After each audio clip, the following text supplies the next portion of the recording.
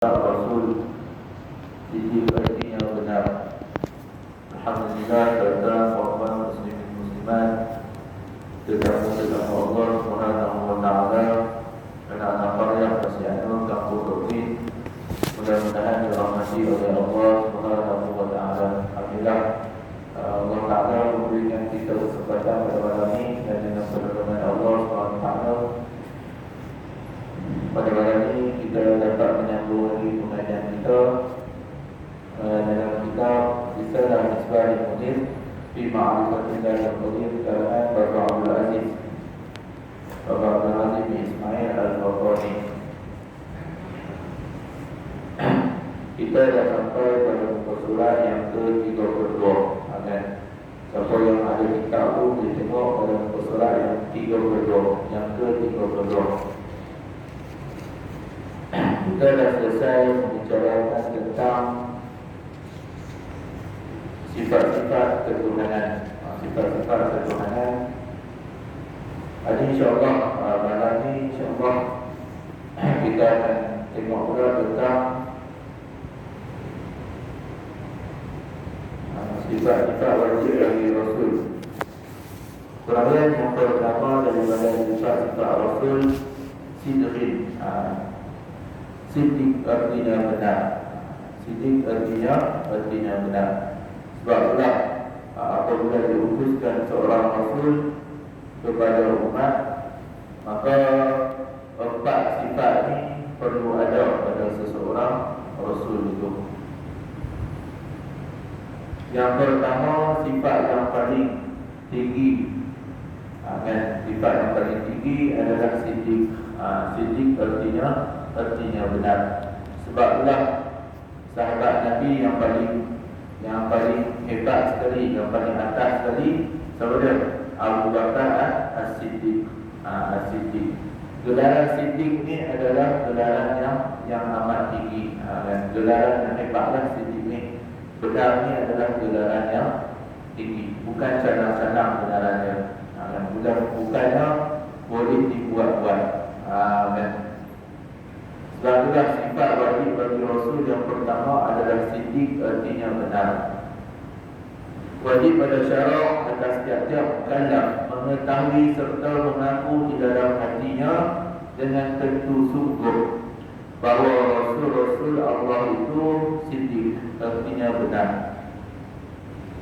Kita sebagai mukallaf, saya ulang sekali, mukallaf ni siapa? Mukallaf ni orang yang diberati dengan hukum-hukum agama ataupun orang yang dipertanggungjawabkan dengan hukum-hukum agama. Maka ke atas mukallaf ni wajib kita mengetahui dan mengaku di dalam hati kita. Macam mana kita mengaku, kita mengetahui dan mengaku tentang sifat-sifat ketuhanan. Maka begitu juga lah dengan sifat yang wajib bagi Rasul. Kita kena tahu dan kita kena mengaku di dalam hati kita. Sebab itulah mukallaf ni yang pertamanya dia akil, orang yang berakal. Yang keduanya orang yang cukup umur. Yang keempatnya orang yang sempurna panca indera, iaitu pendengaran dan penglihatan. Yang keempatnya sampai seruan takwa. Maka tak dapat juga kita sebagai seorang mukallaf. Saya yakin dan percaya dalam masjid ini semuanya mukallaf. Kita seorang yang berakal, kita seorang yang cukup umur banyak, kita seorang yang sempurna panca indera kita, mata kita nampak, telinga kita dengar, dan kita sampai seruan takwa. Maknanya ada orang yang mengajak dekat kampung kita.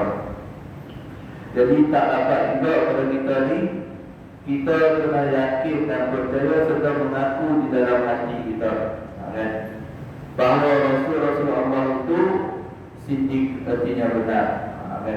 Semua Rasul yang Allah Ta'ala utuskan itu mempunyai sifat benar.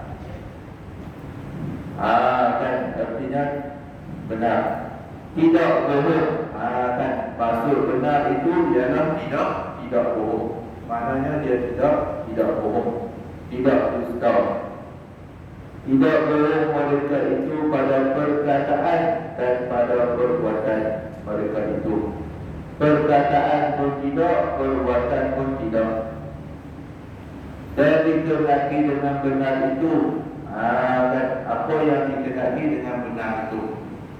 Dan dikenali dengan benar itu ialah apa-apa yang mereka itu berkata daripada suruh dan tegak.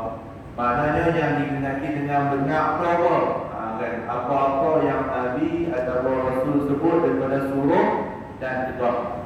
Sama ada Nabi suruh ataupun Nabi tegak, itu semuanya kebenaran. Dan menceritakan perkara-perkara yang gaib, perkara yang tak nampak dilihat, perkara yang tak nampak dilihat ni.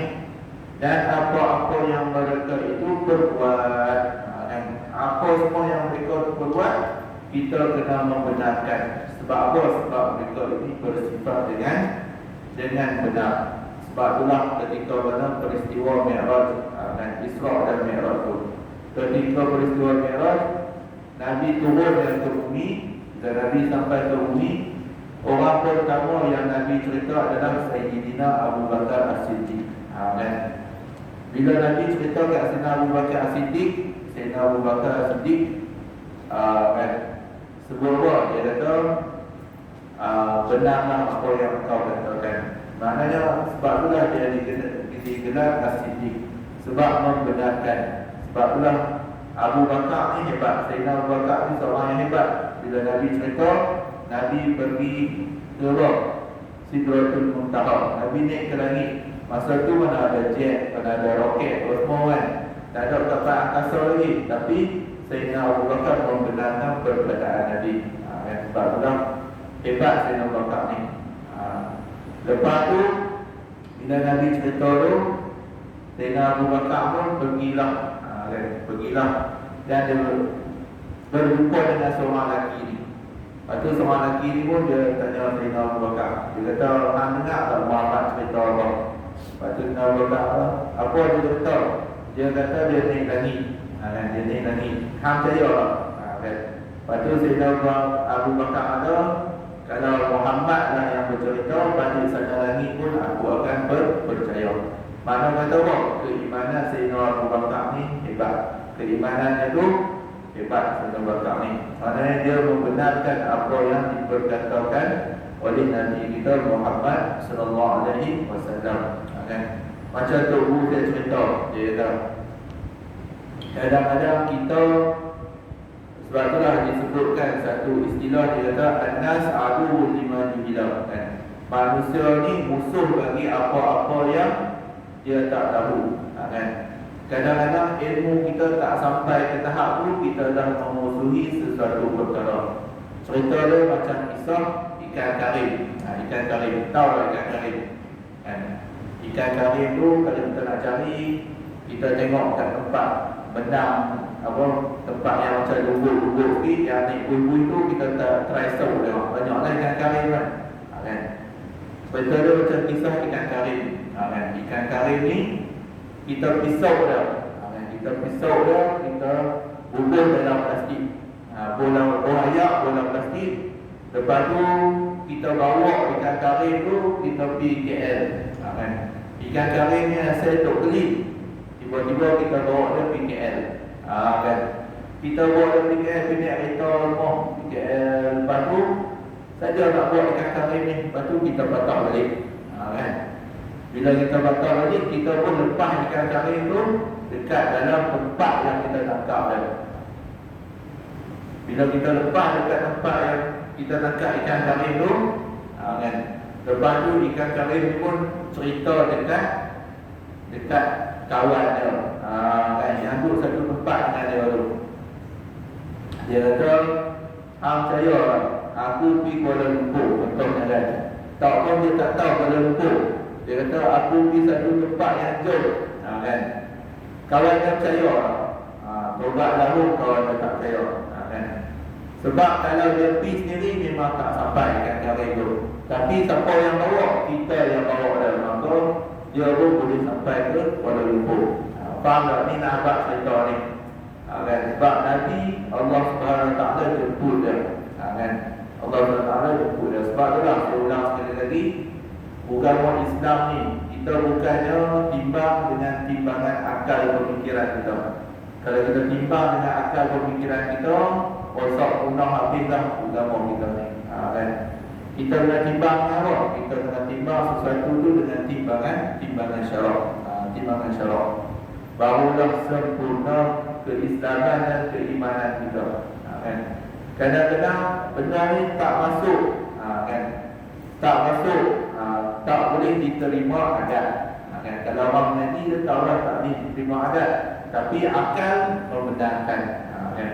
Tapi bila dia jahil satu perkara, dia tidak membenarkan perkara itu, maka ditakuti. Kan? Dia apa? Maka ditakuti, iaitu membangkang ataupun orang panggil apa? Menyalahkan sesuatu yang benar. Menyalahkan sesuatu yang benar. Okay. Semuanya membetuli, kan? Dan menceritakan perkara-perkara yang gaib, perkara yang tak nampak lah, dan apa-apa yang mereka itu berbuat. Rasulullah semuanya membetuli dengan diri-diri perkara. Semua itu betul. Semua itu betul. Maka wajib kita mengaku sungguh akan mereka itu pada dakwaan mereka itu. Kita kena mengaku. Kita kena mengaku. Tak boleh nak apa? Tak boleh nak berbolak-balik. Kita kena mengaku yakin. Jadi Nabi dan jadi Rasul. Dakwaan mereka kata jadi Nabi dan jadi Rasul. Dan tiap-tiap perkara yang menyampaikan mereka itu kepada kita daripada Allah Ta'ala, tidak dusta mereka itu sama sekali. Maka apa yang mereka sampaikan itu tidak dusta. Wa sadaqallahu wa rasuluh. Wa sadaqallahu wa rasuluh.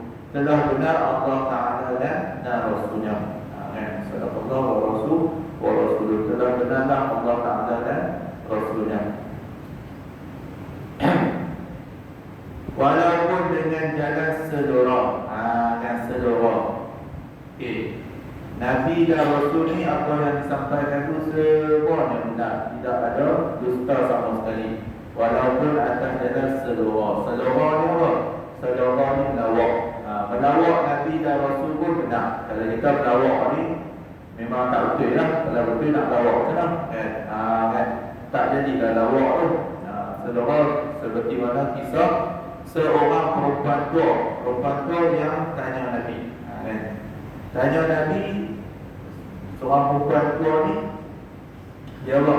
Kan? Yang memohon kepada baginda supaya dia masuk ke dalam syurga. Seorang perempuan ni main jumpa Nabi. Dia mohon supaya dia masuk ke dalam syurga.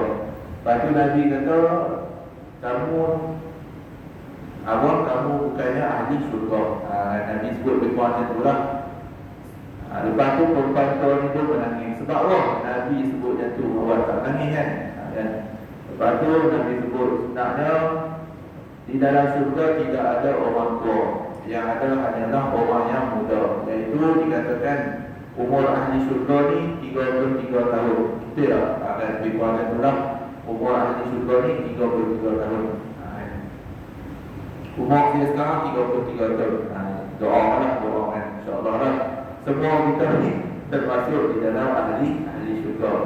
Kan? Umur ahli syurga ni 33 tahun. Maka perempuan tu pun senyum balik. Perempuan tua tu pun senyum balik. Kan? Sebab apa? Sebab dia puhurkan Nabi supaya Nabi doakan dia masuk syurga. Tiba-tiba Nabi kata hang tak masuk syurga. Kan? Ni tak ada dalam syurga. Dia pun nangislah Nabi kata tak ada syurga kan. Lepas tu Nabi kata dan syurga ni tidak ada orang yang tua. Maka umur ahli syurga tu lingkungan 33 tahun. Okey. Walaupun dengan jalan selora sekalipun, tetap juga perkataan itu benar. Dan dari atas benar mereka itu dan tidak dusta mereka itu ialah Kan dia tak. Kita fikir dan tilik. Tilik ni maksud dia meneliti. Kita fikir dan tilik, meneliti dengan akal, dengan pemikiran kita, dengan akal fikiran kita yang waras. Jika mereka itu tidak benar dan dusta mereka itu, fardu tahqiq. Kalaulah Nabi ini tidak benar, Rasul ini tidak benar dan dusta, nescaya dusta pula khabar-khabar Allah Ta'ala. Kan? Kalaulah perkataan mereka itu dusta, pastilah khabar Allah Ta'ala itu juga dusta. Kan? Kerana dia membenarkan mereka itu dengan memberi mukjizat akan mereka itu yang menempati Tuhan berkata. Kan? Yang menempati Tuhan berkata, telah benar hamba-Ku, dan dusta telah benar hamba-Ku. Kan? Ataupun dalam bahasa Arab dia disebut sadaqa abdi fi kulli ma yuballighu anni. Kan? Benarlah hamba-Ku pada setiap apa yang dia sampaikan daripada aku. Tu sadaqa abdi fi kulli ma yuballighu anni. Sebab itulah, jika kita fikir dan kita teliti, seandainya dustalah para rasul itu, maka Al-Quran juga dusta. Sebab apa yang disampaikan Allah kepada Rasul itu juga dusta. Jika Rasul itu dusta. Kan? Kerana ia membenarkan mereka itu dengan memberi mukjizat akan mereka itu yang menempati. Kan? Sebab itulah mukjizat Nabi kita yang paling besar adalah Al-Quran. Al-Quran. Wa nunazzilu minal Quran ma huwa shifaa'un wa rahmatun lil mu'minin wa la yazidu adh-dhalimina illa khasara. Sebab itulah, bila kita sakit semua, maka kita kena yakin dan percaya yang menyembuhkan kita ini adalah Allah Subhanahu wa Ta'ala. Dan kita kena yakin dengan ayat Quran. Sebab itulah, kalau kita pergi kat Tok Guru tengah tu dia baca Bismillah. Bismillahirrahmanirrahim, dia tiup sembuh. Padahal kita baca surah Al-Baqarah orang tak sembuh lagi. Sebab apa? Sebab amalan dia tu. Sebab itulah kita kena faham. Bila kita baca Yasin, contohnya kita baca Yasin, bukanlah Yasin tu tak berkesan, tetapi kerana dosa-dosa kita itulah yang tidak memberikan kesan kepada penyakit kita. Tu kita kena faham. Contohnya kan, kalau kita sakit, orang kata baca lah Yasin hang sakit, kita jangan kata pula, oh aku duk baca Yasin tak jadi apa pun. Kan? Aku baca Yasin tak jadi apa pun, duduk tergeliat. Duduk senang perut gitu kok. Tak, jangan kita cakap itu. Sebenarnya bukanlah Yasin tu yang tak memberikan kesan, tetapi diri kita lah yang tidak memberikan kesan kepada ayat Quran tu. Yang tak memberi kesan tu sebab diri kita kurang amalan. Bila kita sakit, kita nak baca Yasin. Kan? Sedangkan para wali Allah Subhanahu wa Ta'ala, orang yang hebat, setiap malam mereka akan membaca Yasin. Setiap malam. Sebab itulah, siapa yang mengamalkan surah Yasin, dia akan rasa diri dia semakin hari semakin baik, semakin hari semakin baik. Kan? Kita baca Yasin malam Jumaat. Apabila baca Yasin malam Jumaat, tu amalan yang baru. Tubuh kita dah susun dah. Yang kita dah ubah. Yang kita baca bid'ah lah. Kan? Tu adalah hasanah.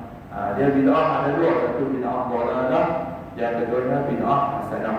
Tu adalah bid'ah hasanah. Kan? Sebab itulah bila kita baca Yasin malam Jumaat ni, kita niatkan elok-elok. Niatkan supaya menjadi penyembuh. Dan dekat sini Yasin seminggu sekali. Dekat Yaman, dekat Talib, setiap kali majlis pengajian akan ada baca Yasin.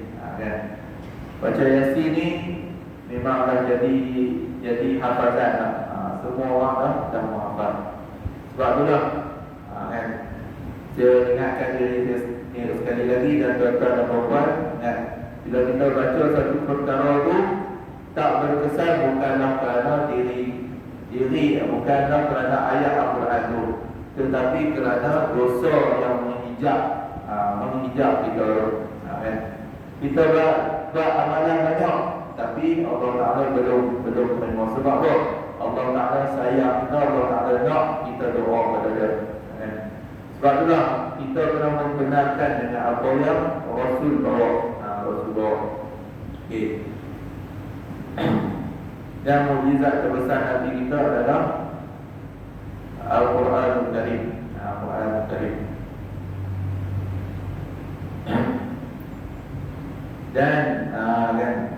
Dan dusta mukjizat yang menempati firman itu mustahil kerana dilihat sebenar berlaku mukjizat mereka itu pada orang yang bersamaan dengan mereka itu.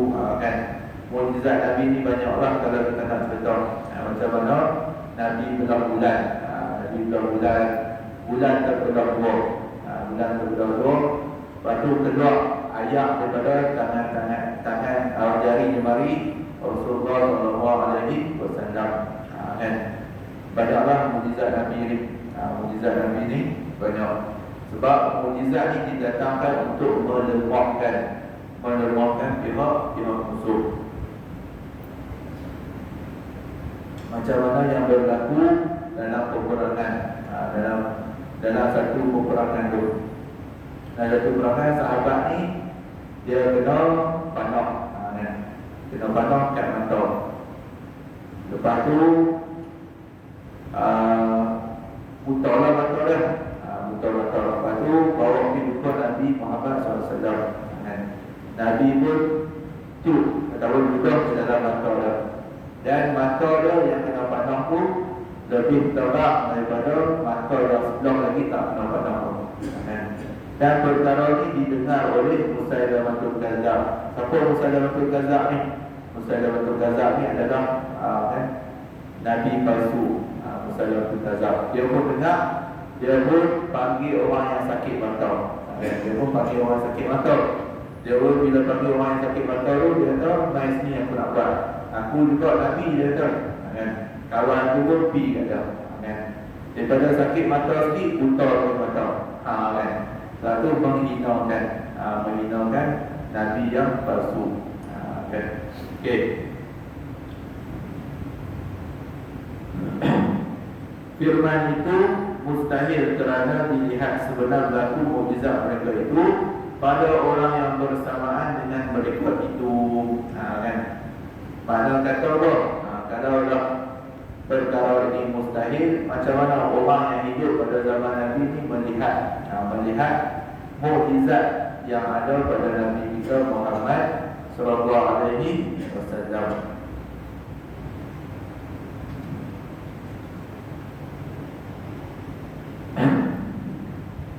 Kalau begitu, tetaplah di hati kita akan benar mereka itu dan tidak dusta.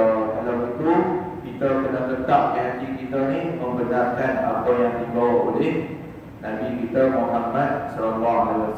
Sebab itulah kaedah kita berbunyi Ar-Rasul Dawudah min jinsi Al-Mursalin. Rasul ni tidak dapat tidak daripada apa yang diutuskan, jenis yang diutuskan kepada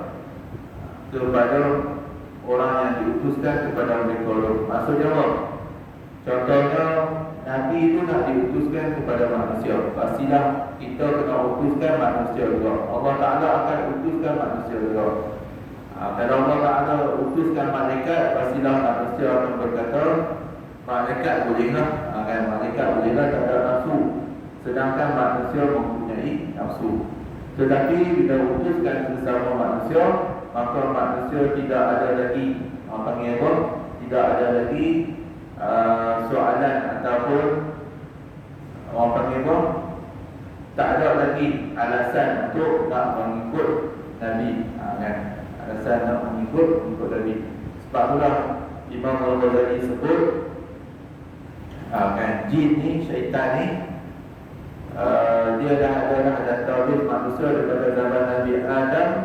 Iblis ni dia ada tauhid daripada zaman Nabi Adam sampailah zaman kita sekarang ni. Kan? Dia tekan naik semua ada tauhid tu. Ada tauhid lah. Dia tengok budak ni umur berapa, kan? Lahir di mana, macam mana kita nak sesatkan dia. Dia dah ada dah semua database tu. Tetapi Imam Al-Ghazali sebut macam mana kita nak selamat daripada kesesatan yang dibawa oleh iblis tu, oleh syaitan tu. Adalah kita dengan mengikut kepribadian dan kepribadian Nabi kita Muhammad SAW. Kita ikut cara Nabi, insya-Allah kan iblis tak boleh nak merosakkan kita, kan? Bila kita ikut Nabi, insya-Allah. Sebab apa? Sebab semua manusia dia hidup panjang, jadi dia dah jumpa jenis-jenis manusia. Mudah sangat dia nak sesatkan kita ni. Tetapi macam mana kita nak terselamat? Hanyalah dengan apa? Kita mengikut Nabi kita Muhammad sallallahu alaihi wasallam. Kan? Sebab itulah siapa yang rindu nak jumpa Nabi, kena berdoa banyak-banyak supaya dapatlah ziarah Nabi kita Muhammad sallallahu alaihi wasallam. Kan? Sekarang itu umrah dah buka lah. Umrah dah buka, bolehlah siapa-siapa Nabi, dia siapa Nabi azam dan rindu. Allah razulna bi ziyarati Nabi sallallahu alaihi wasallam.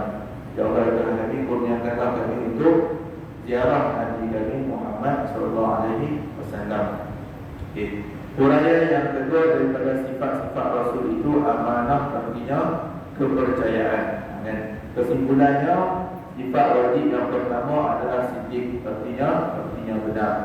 Jadi kita kena yakin dan percaya dan mengaku dalam hati kita bahawasanya Nabi tidak dusta sama sekali. Dan berdasarkan firman Allah Ta'ala, wa sadaqallahu wa rasuluh, telah benar Allah Ta'ala dan Rasulnya. Okey. Yang kedua adalah uraian yang kedua daripada sifat-sifat Rasul itu amanah, artinya kepercayaan. Amanah artinya kepercayaan. Sebab itulah kan? Ada yang dikatakan sifat wajib bagi Rasul ni 3 orang. Fatonah ada. Sebab apa? Sebab orang yang amanah ni adalah orang yang cerdik. Wallahu a'lam. Wajib pada syarak atas tiap-tiap mukallaf mengetahui serta mengaku pula di dalam hatinya dengan tentu sungguh segala yang jadi Rasul itu bersifat dengan amanah. Kan? Semua yang jadi Rasul itu sifatnya amanah. Kan? Ni amanah sifat, bukannya apa? Walaupun seseorang tu dia letaklah nama dia apa, saya bakti amanah, contoh kan? Apa-apa pun, tapi kalau dia tak amanah tak jadi juga.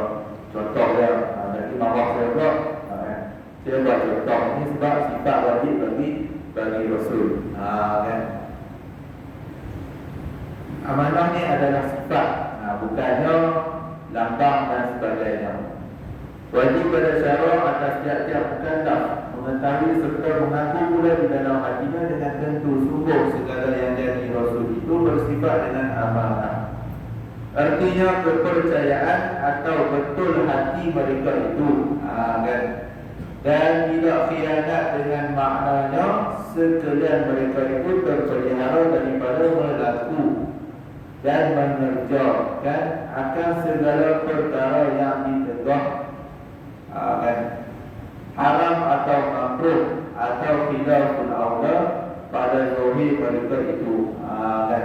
Pada zahirnya perkara itu tak dilakukan oleh Rasul, kan? Tak dilakukan oleh Rasul.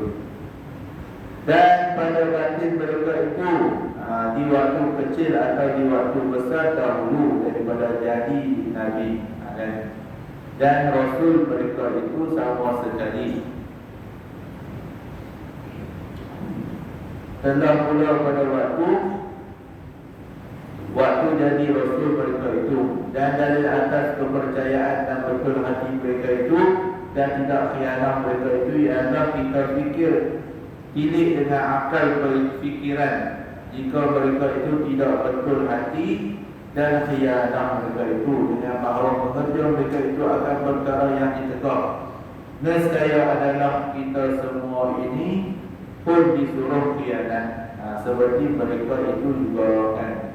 Kita yakinlah bila Nabi ini benar, Nabi ini, Rasul ini ada sifat sidik. Pastilah Nabi ini amanah. Kerana kita semua ini disuruh oleh Allah Ta'ala dengan menurut dan mengerjakan seperti perkataan mereka itu.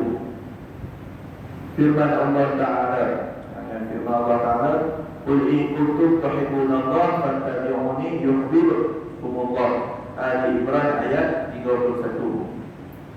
Artinya katakanlah wahai Muhammad, jika adalah kamu sekalian kasih kamu akan Allah, maka hendaklah menurutlah kamu akan aku, dan saya kasih akan kamu oleh Allah, kan. Dan suruh akan kita dengan, dan saya kasih akan kamu oleh Allah. Sebab itulah kalau kita nak buktikan kita kasih kepada Allah, maka kita kena kasih kepada Nabi kita Muhammad sallallahu alaihi wasallam. Kan? Contoh saya bagi nak mudah faham. Contoh saya bagi nak mudah faham. Kan? Awak asal ngantuk kan orang ni, pelik kan? Dia risaulah. Dia bila mengaji ni memang ngantuk. Cuba kita habis-habis lagi, wallahu a'lam, kan? Dan mata tu tengah menerang. Biasa mengaji ni memang ngantuk. Sebab kita ilmu ni ilmu yang tidak disukai oleh Allah, oleh iblis, oleh syaitan, tak suka. Benda nak kenal Nabi, nak kenal Rasul, nak kenal Allah Ta'ala ni memang dugaanlah Nabi.